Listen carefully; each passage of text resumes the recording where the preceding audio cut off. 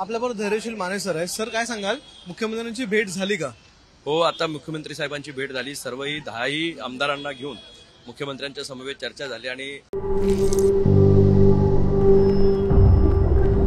झिंझिण्यांपासून त्वरित आराम मिळवा. सेन्सोडाईन रॅपिड रिलीफ बरोबर. मुख्यमंत्री महोदयांनी कोल्हापूर जिल्ह्यातील आम जनतेचं मनापासून ऋण व्यक्त केलं, आभार व्यक्त केलेत की महायुतीला एवढं घवघवीत यश आदरणीय मुख्यमंत्री आणि सर्व उपमुख्यमंत्र्यांच्या नेतृत्वाखाली महायुतीला कोल्हापूरकरांनी दिलं.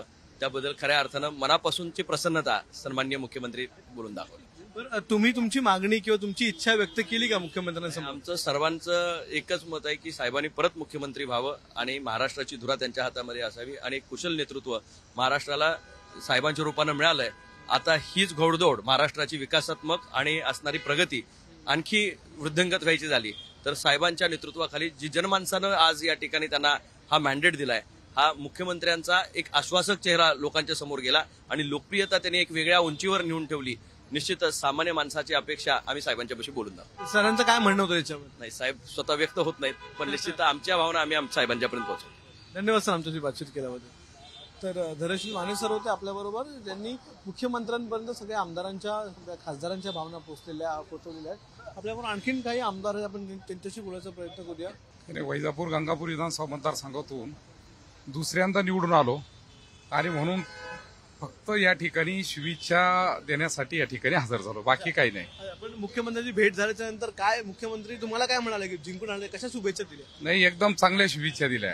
हो, धन्यवाद. तर काय भेटीमध्ये काय झालं, मुख्यमंत्र्यांचा मूड कसा होता, काय म्हणाले मुख्यमंत्री? मुख्यमंत्र्यांचा मूड अत्यंत चांगला होता.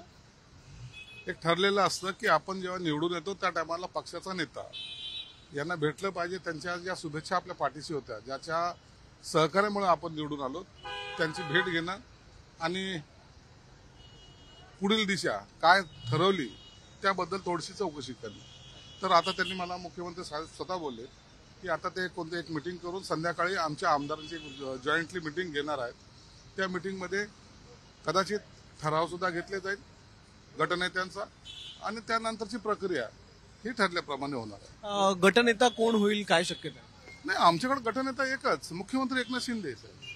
त्यांचा फक्त ठराव वगैरे जे काही फॉर्मॅलिटी असते ती फॉर्मॅलिटी आम्ही पूर्ण करणार आहोत.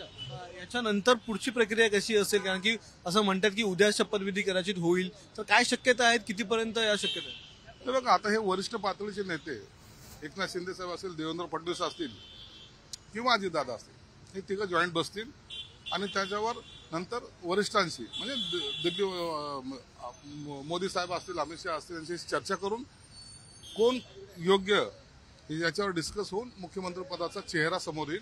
आणि मला वाटतं कदाचित उद्या शपथविधी होईल, परंतु ह्या लोकांनी निर्णय घेतल्यानंतरच. तुम्ही तुमची इच्छा व्यक्त केली का मुख्यमंत्र्यांसमोर? प्रत्येक पार्टीचा जो काही आमदार असतो किंवा पदाधिकारी असतो त्याला आपल्या पक्षाचा माणूस मुख्यमंत्री व्हावं असं वाटणं साहजिक आहे. जसं बावनकुळेंना वाटतं, तसं मलाही वाटतं, तसं आणखीन राष्ट्रवादीच्या नेत्यांनाही वाटतं. आपल्या पक्षाचा झाला तर आनंदच असतो, परंतु हा निर्णय घेण्याचा अधिकार आम्हाला नसतो. पण तुम्ही तुमची इच्छा मुख्यमंत्र्यांचं काय म्हणणं आहेच ना, आमची इच्छा आहे आमचा मुख्यमंत्री व्हावा, एकनाथ शिंदे साहेब पुन्हा मुख्यमंत्री व्हावेत, ही आमची इच्छा आहे. ही काही लपून राहिलेली नाही. परंतु अखेर सांगितले म्हणजे काय, त्यांच्या नेतृत्वाखाली जेव्हा आम्ही निवडणूक लढवतो तर निश्चित ते मुख्यमंत्री व्हावेत हा आमची इच्छा असते. हे संजयजी शिरसाट होते, धैर्यशील माने, संजय शिरसाट, संजय गायकवाड असे अनेक आमदार जे आहेत ते आज मुख्यमंत्री एकनाथ शिंदे यांच्या भेटीला त्यांच्या ठाण्याच्या निवासस्थानी आलेले होते.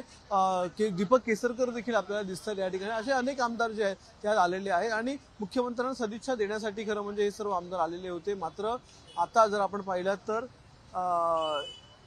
सर्व जे आमदार आहेत ते मुख्यमंत्र्यांची भेट घेऊन इथे बाहेर येत आहेत. आपल्याबरोबर शांताराम मोरे, विश्वनाथ भोईर. सर, मुख्यमंत्र्यांची भेट झाली का आणि काय म्हणाले मुख्यमंत्री?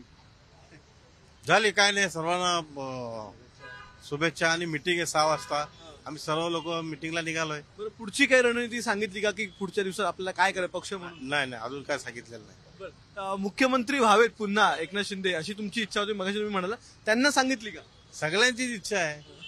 त्यांना कळवलंय, त्यांना आग्रह केलाय आम्ही की मुख्यमंत्रीपदी तुम्हीच पाहिजेत आम्हाला. सर्व महाराष्ट्राच्या जनतेची पण मागणी आहे आणि आम्हा सर्व आमदारांची महायुतीच्या कार्यकर्त्यांची पण इच्छा आहे की एकनाथजी शिंदे साहेबच परत मुख्यमंत्री व्हावे, जेणेकरून हा महाराष्ट्राचा जो कारभार चालू आहे, लाडकी बहीण असेल किंवा इतर ज्या योजना असतील किंवा जे निर्णय झालेले आहेत ते प्रभावीपणे राबवण्यासाठी एकनाथजी शिंदे साहेब यांचीच गरज महाराष्ट्राला मुख्यमंत्री पदासाठी आहे. मग मुख्यमंत्र्यांनी सकारात्मक प्रतिसाद दिला, काय म्हणाले? नाही ते बोलले बघूया, आता ते शेवटी मुख्य नेते आहेत महायुतीचे, त्यामुळे ते लगेच तर सांगणार नाही की मी इच्छुक आहे किंवा मला करायचंय म्हणून असं. पण त्यांनी आपल्याला ठीक आहे आमचं ऐकून घेतलं, सकारात्मक आम्हाला मान हलवली तरी आम्हाला पुष्कळ आहे.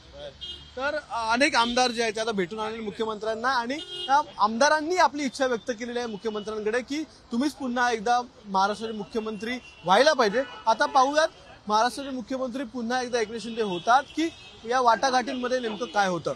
कॅमेरामॅन विनय अक्षय भाटकर, एबीपी माझा, ठाणे. एबीपी माझा, उघडा डोळे बघा नीट.